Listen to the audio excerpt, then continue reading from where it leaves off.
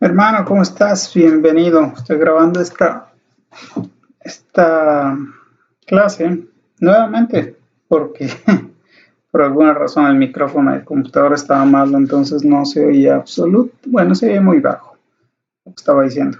Pero bueno, nos habíamos quedado de nuevo, estamos en nuestra clase de Trinitarismo, Padre, Hijo y Espíritu Santo son Dios. Nuestro punto de referencia de partida y de final es la palabra de Dios, la Biblia. Nosotros escarbamos la Biblia, escudriñamos la Biblia para ver que justamente esta idea de la Trinidad, que por cierto no es una palabra que se encuentra en la Biblia, pero el concepto de la Trinidad está por toda la Biblia. Y vimos fácilmente primero la existencia de Dios, ¿no? Comenzamos por Dios Padre, y que Dios Padre sea Dios no es difícil de probar. De nuevo, la Biblia dice que también los demonios creen en Dios y tiemblan al oír su nombre. Después pasamos por Jesucristo. Jesucristo es Dios y lo vimos de diferentes maneras en la Biblia, explicado siempre el mismo concepto: Jesucristo es Dios. Recordemos una cosa: el Nuevo Testamento que nosotros tenemos, aunque comienza con los 4 evangelios, no fueron los primeros que fueron escritos. Las cartas de Pablo fueron las primeras que fueron escritas. Entre esas Gálatas, Tesalonicenses, ahí no se sabe cuál, pero más o menos están por ahí. Y Pablo comienza ya a hablar de Jesucristo como Dios. Él lo dice claramente: Jesucristo, nuestro Señor y Dios, Jesucristo, repetidamente lo dice. Y el último evangelio en escribirse, que fue Juan, más o menos alrededor de los años 90, después de Cristo, Juan es muy claro en decir que Jesucristo es Dios, ¿no? En el principio era el verbo estaba con Dios y el verbo era Dios. Y el verbo se hizo hombre, etcétera, etcétera. Entonces el concepto de que Jesucristo sea Dios también está por toda la Biblia. Y después nos comenzamos a ver un poco el hecho de que el Espíritu Santo sea Dios, y vimos interacciones. Lo último que vimos fue la interacción de Jesucristo con el Espíritu Santo, cómo Jesucristo mismo al irse les dice a sus apóstoles: no los voy a dejar huérfanos, sino que vendrá otro consolador. Yo estuve con ustedes un tiempo, protegiéndoles, enseñándoles y demás, pero ahora estará uno que no solamente estará con vosotros, pero estará en vosotros. Por eso Jesucristo dijo: les conviene que me vaya, porque si no me voy yo, no viene Él. Y en toda la Biblia vemos justamente desde el inicio del Nuevo Testamento cómo el Espíritu Santo viene sobre Jesucristo, por ejemplo, en su bautismo, pero el Espíritu Santo es llamado Dios también. Con los apóstoles, Hechos 5, Ananías y Zafira, etc. Hay tantos registros que nos hacen ver a Dios, al Espíritu Santo como Dios. Y entonces hemos pasado viendo toda esa parte bíblicamente.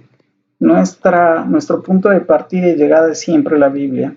Nosotros somos bíblicos, evangélicos. Nosotros basamos todas las creencias que tenemos sobre la Biblia, sobre lo que dice la Biblia. Por eso nuestra cosmovisión no es como la del mundo, sino debe ser bíblica. Nosotros vemos todo a través de la Biblia. Eso es muy importante tenerlo en cuenta. Entonces, una vez visto ya justamente las tres personas de la Trinidad, por cierto, este versículo, esta lámina que vean aquí, pueden tomar una foto o demás, nos dan las referencias de cuando las tres personas están juntas.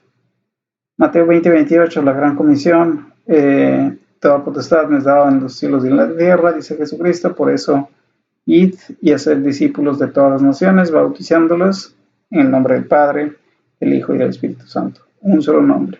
para los tres. Es el nombre que comparte la Trinidad, ¿no? Acordémonos del nombre cuando habíamos visto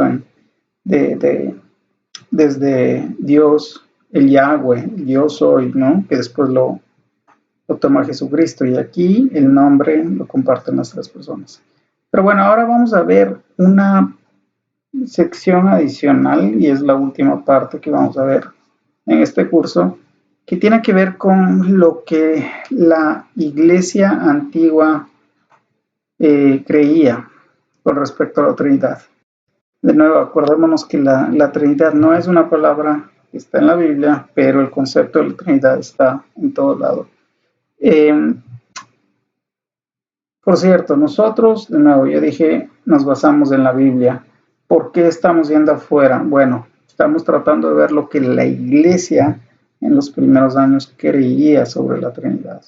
Nosotros no basamos nuestras creencias en tradiciones como la iglesia tradicional, pero sí vemos la historia de lo que la iglesia hacía. Por ejemplo, el libro de Hechos es un gran libro para ver qué era una iglesia, ¿no? Cómo se comportaba una iglesia. Compartían todo en la iglesia, y así es como debería ser la iglesia el día de hoy. La iglesia, o sea, el cuerpo de Cristo, nosotros. ¿Okay? Entonces vamos a ver un poco lo que la iglesia pensaba con respecto a la Trinidad. Y lo primero que se preguntaba la iglesia, o nos preguntaba nosotros, es: ¿creía que Jesús era Dios? Los liberales, que justamente más o menos duraron hasta el siglo XIX, dicen que no, que eso fue impuesto. Y recordemos que ahí en el siglo III, Constantino, el emperador romano, que supuestamente se convierte en cristiano, y él comienza a hacer cosas, que establecer por ley ciertas cosas.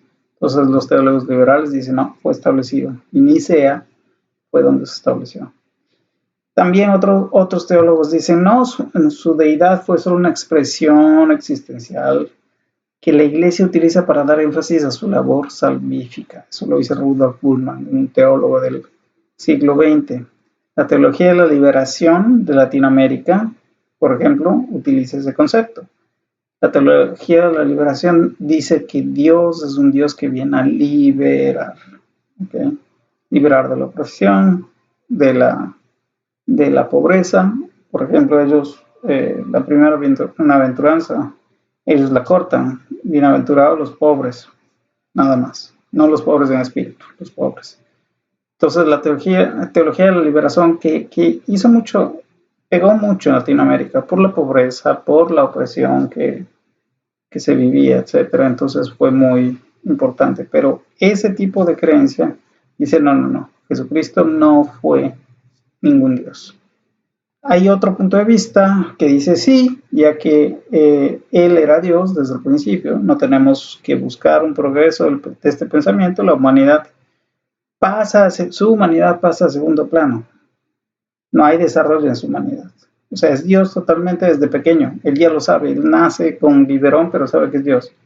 Un poco complicado creer eso. Pero dice: Jesús crece en sabiduría y conocimiento, aprende obediencia por su sufrimiento. Eso sí, pues muy tremendo en Hebreos, ¿verdad? Nos dice que Jesús aprendió obediencia. Jesús debe aprender algo difícil de considerar, ¿verdad? Pero en realidad está diciendo: aprendió obediencia. Él se sometió al Padre. En toda la Biblia vemos que el objetivo de Jesucristo en la tierra es glorificar al Padre, ¿no? Cuando, por ejemplo, Él está en Getsemaní y dice: ¿qué diré? Entonces, ¿pasa esta copa? No. Padre, glorifícate, porque para eso he venido. Entonces, Él tenía muy claro lo que tenía que hacer, pero obviamente era humano, y el dolor lo sentía, el sufrimiento lo sentía. Entonces, la parte más acertada que creemos es el último punto. Sí, pero hubo un tipo de desarrollo en su entendimiento. En el Evangelio de Lucas, por ejemplo, vemos que él reconoce que es hijo de Dios, Cuando sus padres lo están llevando a Jerusalén para la fiesta, él se pierde, ellos están bastante preocupados. Él aparece y le dice, ¿por qué se preocupan? Estoy en los asuntos de mi padre. En ese entonces, más o menos, Jesús tenía tal vez 12 años. Ahí justamente él parece entender que era Dios. Ahí tenemos como que la señal de que él entiende que es Dios, que es hijo de Dios. Y en los evangelios y con los apóstoles, él lo manifiesta, pero siempre es misteriosamente, siempre es velado. Los apóstoles hasta el final de la vida del Señor en la tierra no entendieron cuando les decía, yo tengo que ir a la cruz, yo tengo que sufrir. Pedro mismo le dice, no, ¿cómo puede ser que vas a sufrir? Estás loco, ¿no? O sea, aunque todos te nieguen, también aparte, Pedro dijo, yo nunca te voy a negar. Y fue el primero que lo negó. Entonces, el rol de Jesucristo como Hijo de Dios, como Dios en la tierra, él no lo expresaba, él se quedaba callado. En realidad, hacía que la gente se dé cuenta quién era por lo que hacía.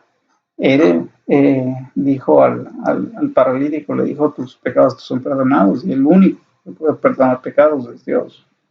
Él hizo milagros, él dio vida a muertos.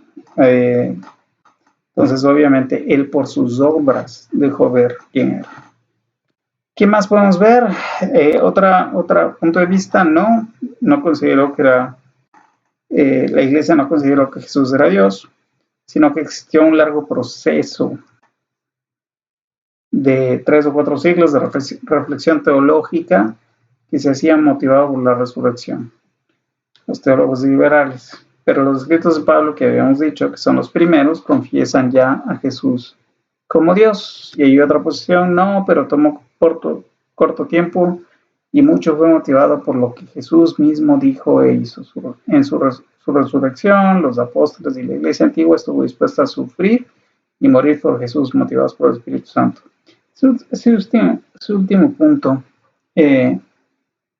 Los primeros apóstoles y la iglesia como tal fueron mártires. Estuvieron dispuestos a nunca negar a Jesucristo como Dios, a pesar de que iban a ser asesinados. Entonces, por una locura, la gente lo hacía. Pero en realidad, si era Dios, valía la pena, ¿no? Y finalmente sí, la iglesia aceptó desde un inicio que era Dios, no es lo que vemos en los evangelios, en los apóstoles les costó entender, es lo que dijimos antes, pero en Juan ya se reconoce muy claramente. Entonces es más o menos un poco de un panorama de lo que la iglesia antigua pensaba sobre Jesús. Vamos a seguir más adelante en un momento.